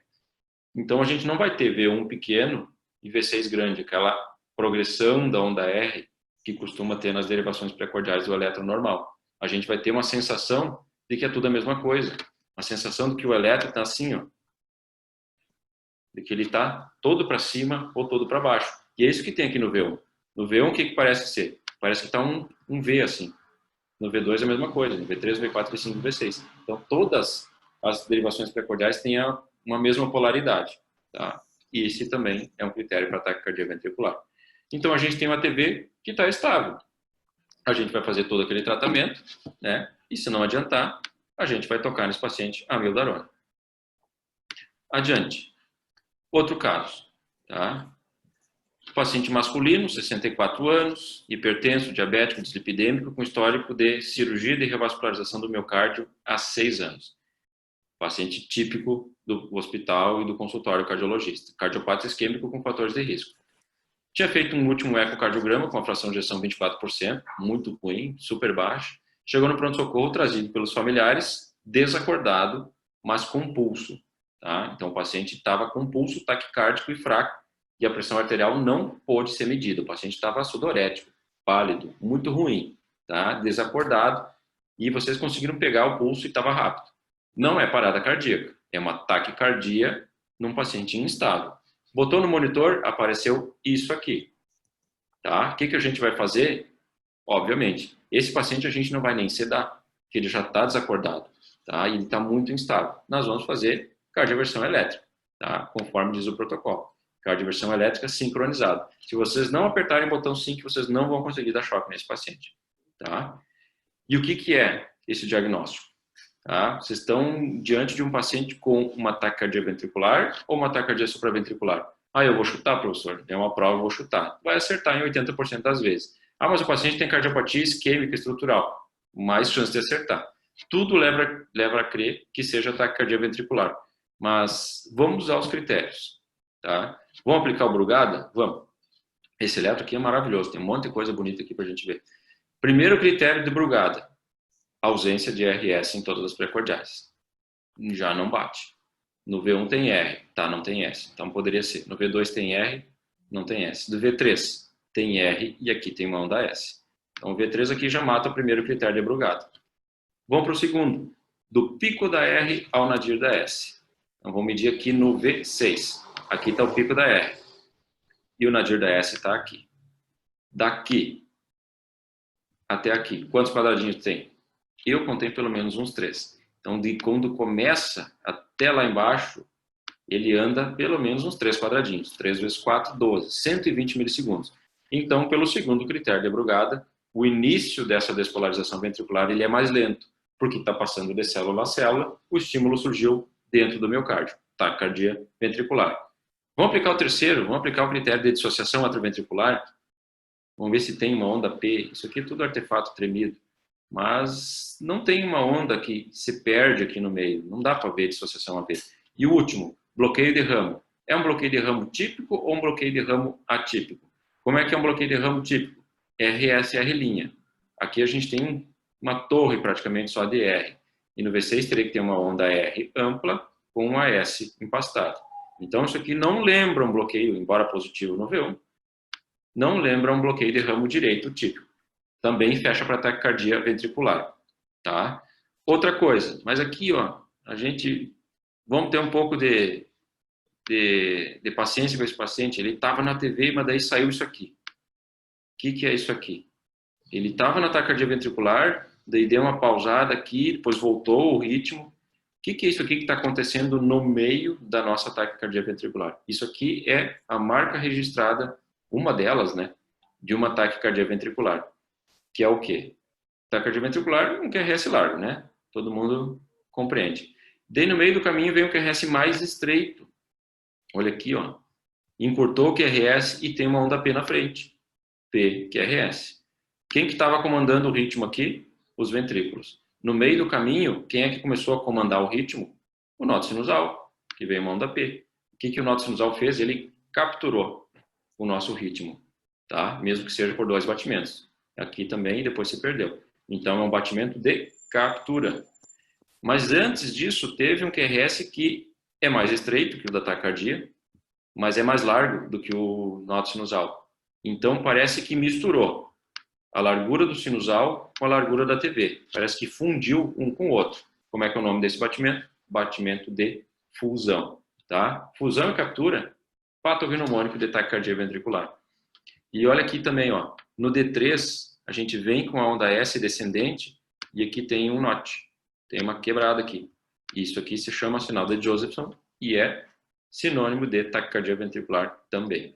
Então, esse paciente tem tudo para ser uma taquicardia ventricular. Independente de se fosse supraventricular, pela instabilidade, ele ia ser cardiovertido. E como tal, foi. Tá? Eu acho que esse aqui é o último caso. Tá? Então, a gente viu TAC supra, taquicardia supraventricular, QRS estreito, estável, taquiRS estreito, instável, taquiRS largo, estável, taquiRS largo, instável. E esse último aqui é um caso um pouquinho complicado, diferente, mas talvez apareça na vida de vocês. Masculino, 66 anos, hipertenso, diabético, teve um AIT há 3 anos, está tomando Ramipril, metformina, simvastatina e tomando aspirina. Chegou no pronto-socorro com um quadro que há um dia ele está tendo palpitações taquicárdicas e cansaço.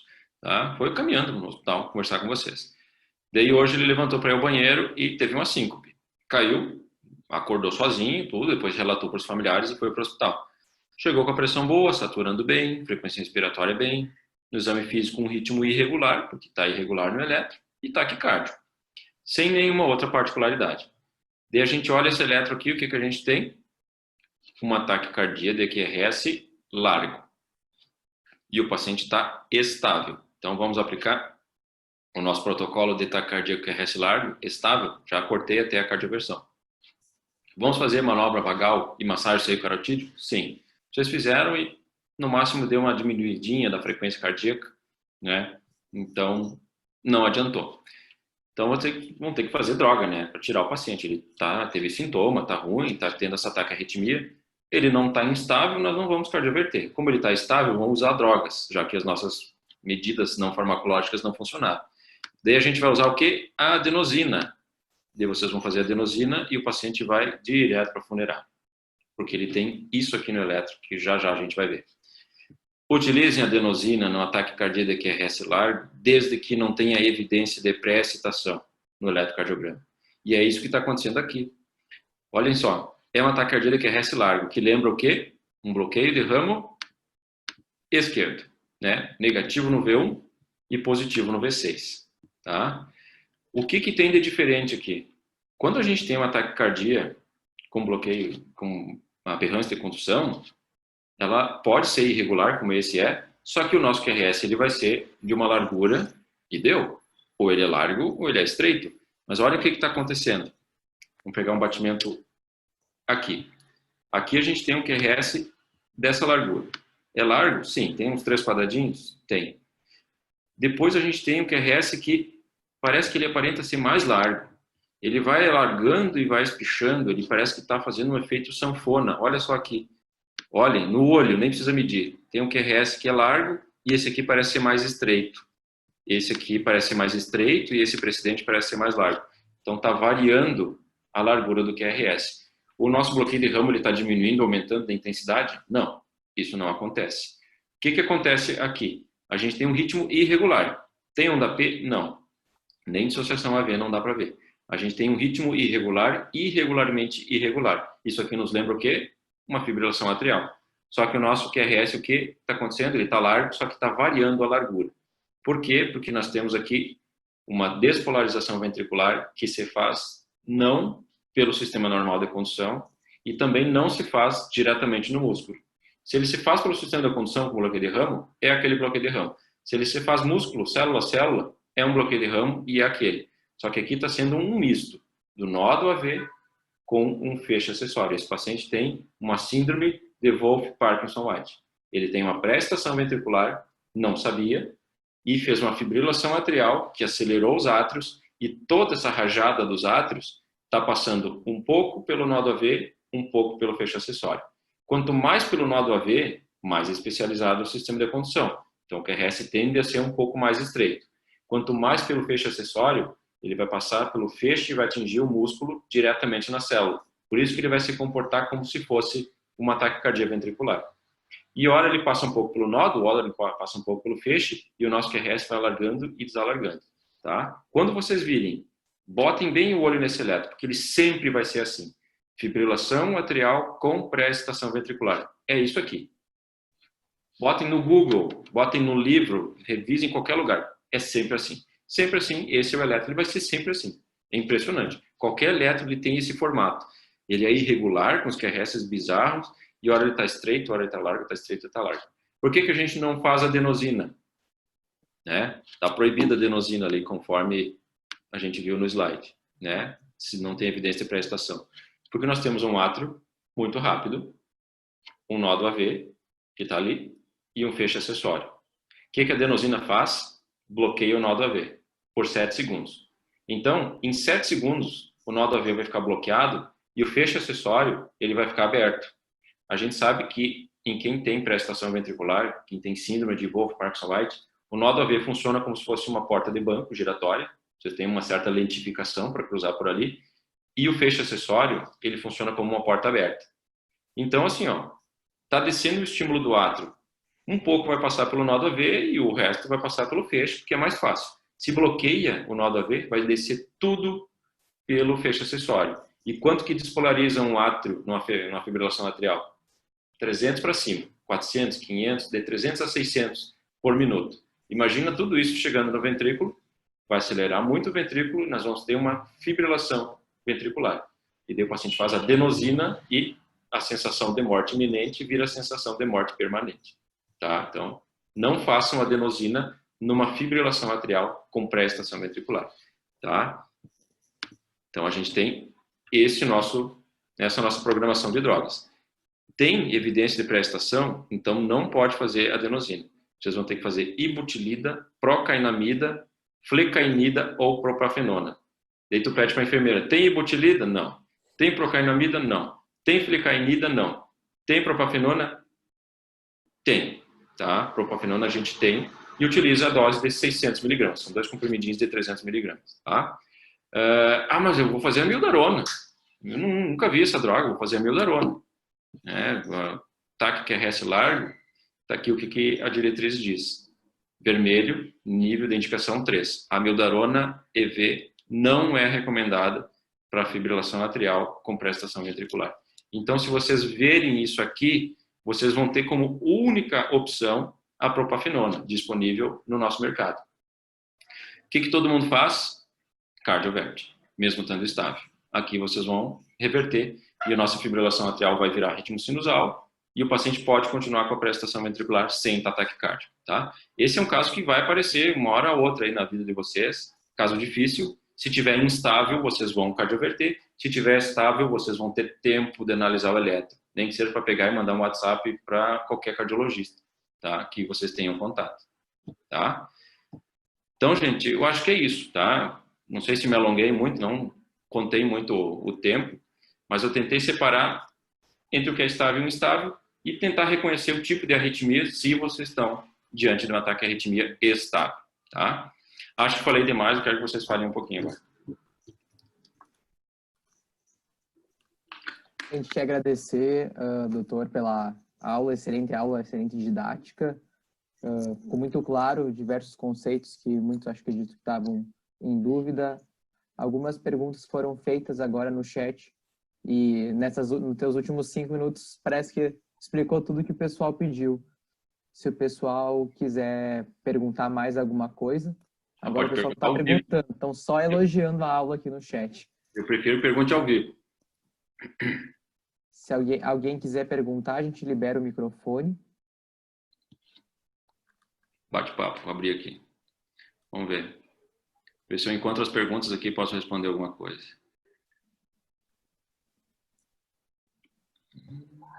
E se alguém quiser perguntar, abre o microfone aí e pergunta. Estou à disposição de vocês.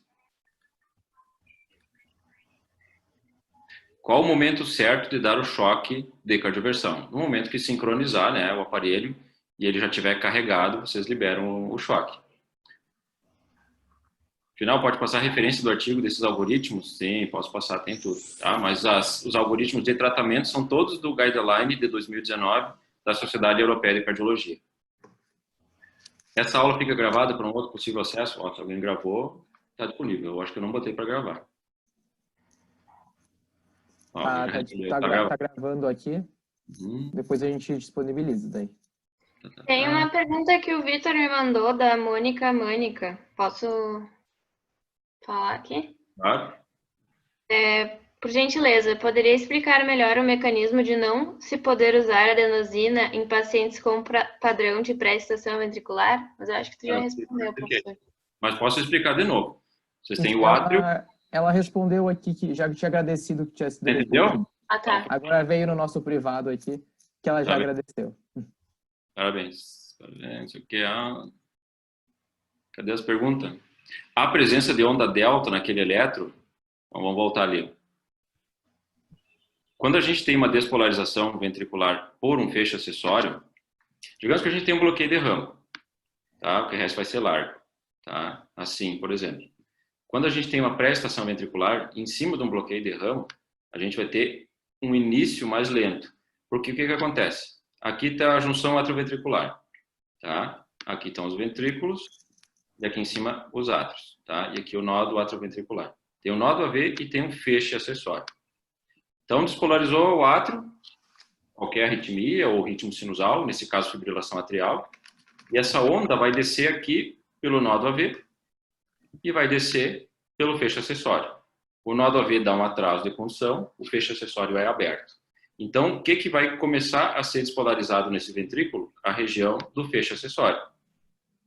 Vai começar antes do que a região pelo sistema de condução. Por isso que é pré-excitação ventricular, é uma despolarização antes do tempo, tá? Então, por isso que começa assim e dá aquela sensação de que está mais lento e forma a onda delta. Depois o nó do AV passou o estímulo e se junta nesse QRS a despolarização normal. Então aqui, ó, vocês estão vendo que esse QRS aqui, onde eu estou mostrando, deixa eu botar um eletro grande, né? Aqui ele sobe reto, aqui ele parece estar mais inclinado, né? Aqui está todo bagunçado. Ele não começa do mesmo jeito, ora ele começa um pouco mais lento, ele sempre começa lento nesse caso, porque tem um bloqueio de RAM. Só que quando tem mais pré-excitação, ele começa mais lento ainda. Tá? Não sei se respondia a questão. Depois, se vocês cardioverterem esse paciente ou reverterem a arritmia, no eletro de base vai aparecer a pré-excitação ventricular.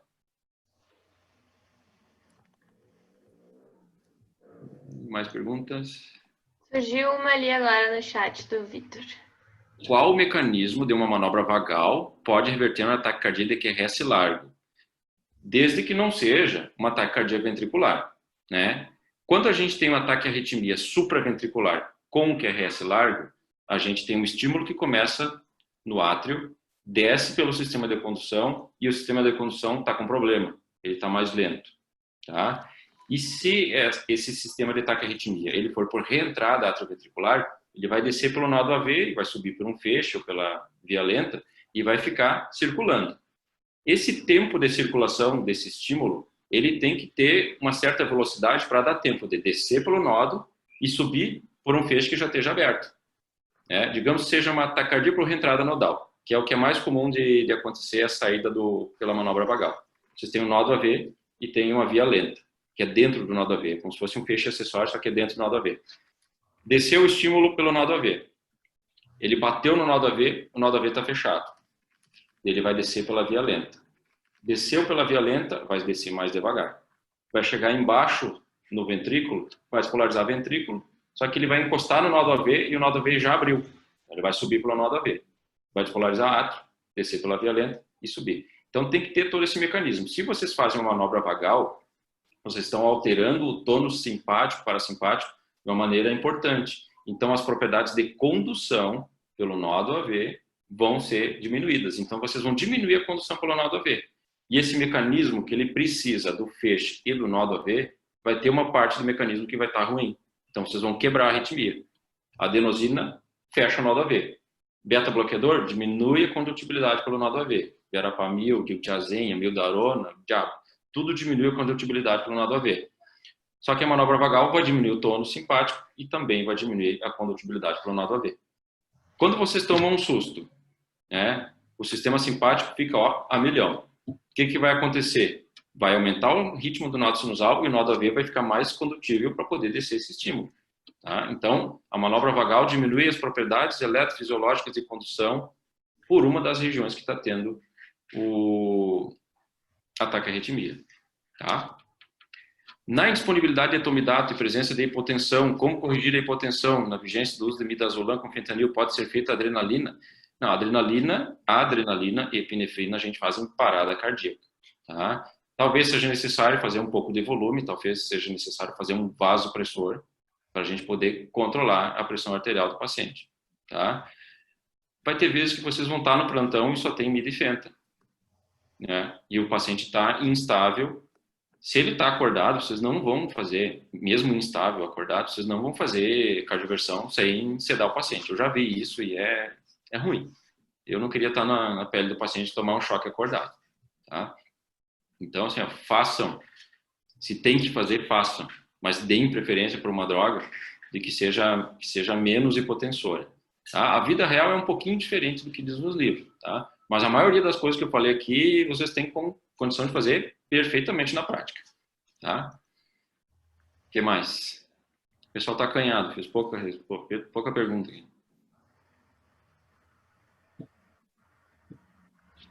Professor, primeiro dizer que a aula estava muito boa mesmo, o chat já fala por si, né?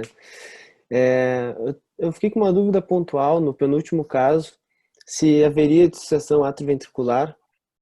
Se não me engano, no V3, no V3 ali, nesse aí, teria uma dissociação atrioventricular? Não, vamos fazer o seguinte, Quando a gente não sabe o que é no eletro, é uma dica prática boa. Tu não sabe o que é aquela onda, tá? Geralmente nas pré-cordiais. A gente faz o seguinte, a gente está olhando aqui o V2. O que é isso aqui? É um R, praticamente puro. Onde que começa esse R? Aqui. A gente vai descer aqui, ó, até o V3. Porque esse V2... Opa, dobrei aqui. Vamos lá. Desce daqui, o início do QRS começa aqui. O V2 e o V3 eles estão acontecendo no eletrocardiograma ao mesmo tempo. O eletro ele passa o papel, ele pode ser o eletro de tirinha, que é D1, D2, D3, AVR, VL, AVF, V1, V2, V3, V4, V6. Aquele de tirinha que é um depois do outro. Tem eletros que são todos ao mesmo tempo. Tá? Esse aqui, por exemplo, passou D1, D2, D3, depois fez AVR, VL, AVF, depois V1, V2, V3, V4, V5, V6. Se tivesse uma extrasístole aqui, ó, por exemplo, no D1, ela não apareceria aqui, nem aqui, nem aqui.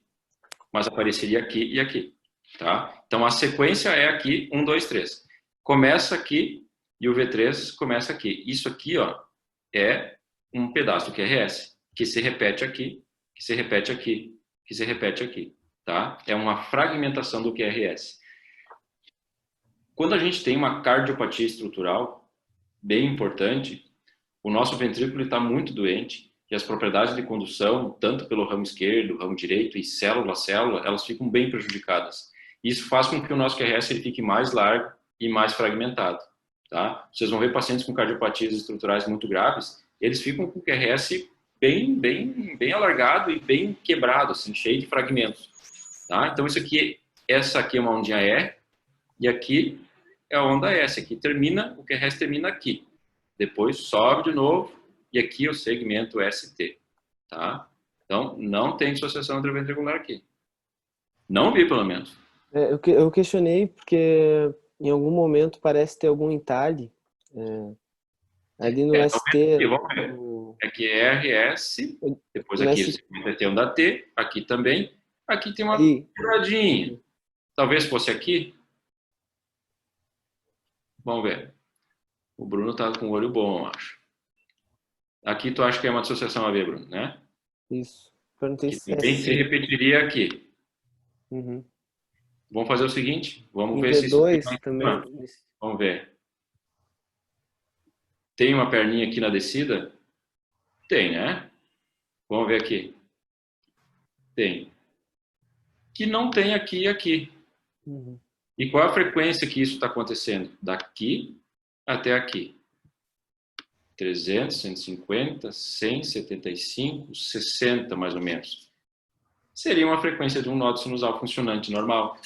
Então, eu acho que tu tem razão, Bruno. Eu acho que isso aqui é uma onda P perdida e uma dissociação intraventricular, no final do QRS, que é uma taquicardia ventricular. Eu digo, esse eletro aqui é o melhor eletro para aprender TV. Ele tem tudo do TV. Tá? Mas parabéns pela visão aí. Quem mais?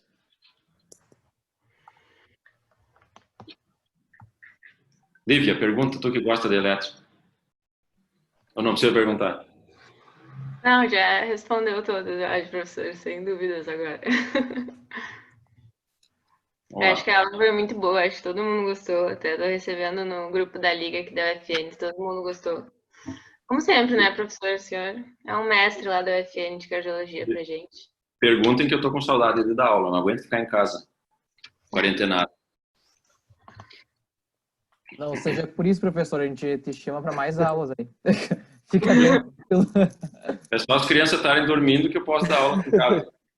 A gente pode botar, então, o horário mais tarde. Quanto mais tarde, melhor. O horário do soninho. Entraremos em contato, com certeza. Tá, gente? Então, qualquer dúvida, eu tenho meu e-mail aqui, se vocês quiserem algum material, quiserem alguma aula, alguma coisa, quiserem mandar algum elétrico, pode contribuir, pode perguntar, estou à disposição. Tá? O professor não é só no horário que está dentro da sala de aula. Muito obrigada por ter aceitado o convite, prof. Então, vamos lhe convidar para outras, certamente. Então tá. Eu que agradeço. Tá? Bons estudos, continue estudando. Vida que segue. Tá, gente? Um abraço. Alguns convites, então, a gente tem nossa jornada no dia 6, 7 e 8 de julho. Para ter mais informações, é acessar pelo nosso Instagram, Programação ainda a gente não acabou a programação e não lançou as inscrições ainda. Mas qualquer informação que vocês precisarem, podem pedir lá. E a gente está quase lançando as inscrições. E na próxima semana a gente vai ter aula, então, de cardiopatias congênitas, de shunt esquerda e direita, apresentação clínica e abordagem diagnóstica com o Dr. Matheus da Silva Lima. Vai ser no dia 24 às 19 horas, tá? Também de Santa Maria, o médico, que vai conversar com a gente um pouco sobre essas cardiopatias congênitas. Em relação à jornada, podem já se inscrever no caso, né? Mas vão receber o link depois, no final da semana, a princípio. Novamente, obrigado, doutor Gustavo. Obrigado, Lívia, pela participação da Liga do UFN nessa aula de hoje. A gente vai